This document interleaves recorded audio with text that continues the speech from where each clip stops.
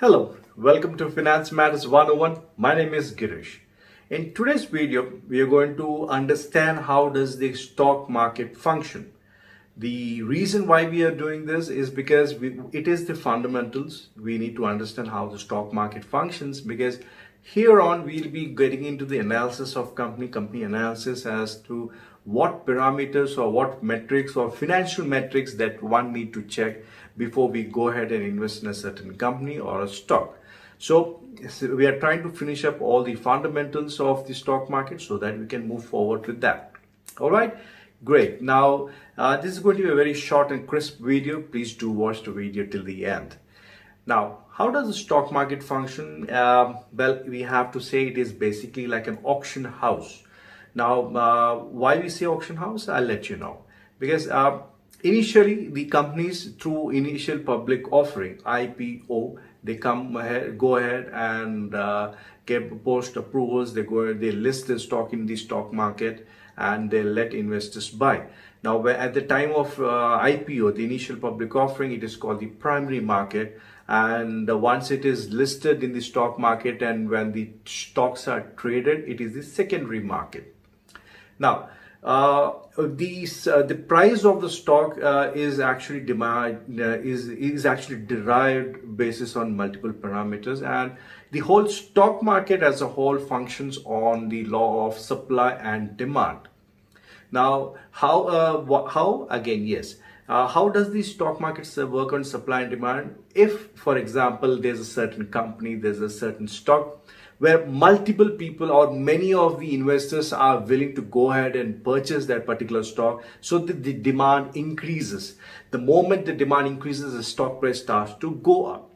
Now, similarly, if the investors are selling the stock for multiple reasons, again, it could be for profit booking also, or if they have lost faith in the company, or investors who do not want to invest, or they will have a better company to invest in. There are multiple reasons. But if a large amount of investors exit that particular company or sell their stocks in a certain company, the price is actually going to drop. Now, depending on the kind of volume which has entered for buying or exited for selling, it defines the price.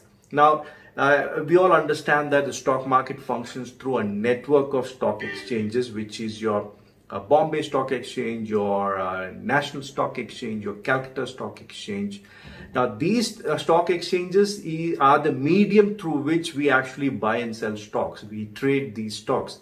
Now, basis of the supply or basis of how the stocks are, how much of volume the stocks have been bought, how much of volume the stocks have been sold, the price is actually going to be defined. Now, at what price there are a lot more buyers or what price there are more sellers, that also defines the actual price of the stock. Now, how this is a complicated structure. There are multiple now thousands of companies, if not lakhs of companies in the stock market. And how is it monitored? Obviously, it is we have developed. There's a lot of technology behind it. There are multiple algorithms that run just for the price setting itself.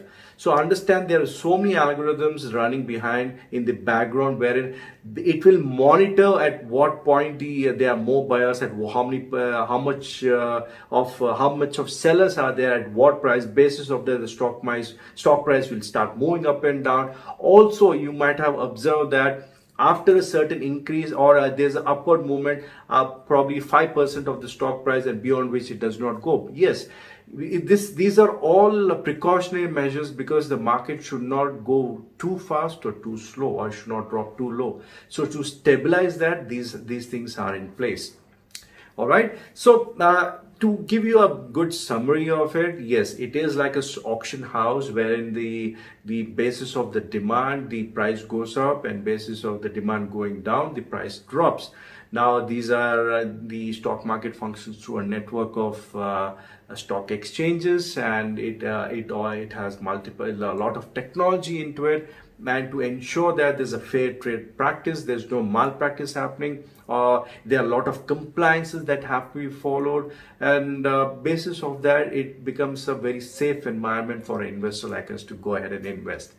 All right, so this has been a very brief and crisp video, if I have to say, for you to understand, or for me to revive your memory with regards to how does the stock market function.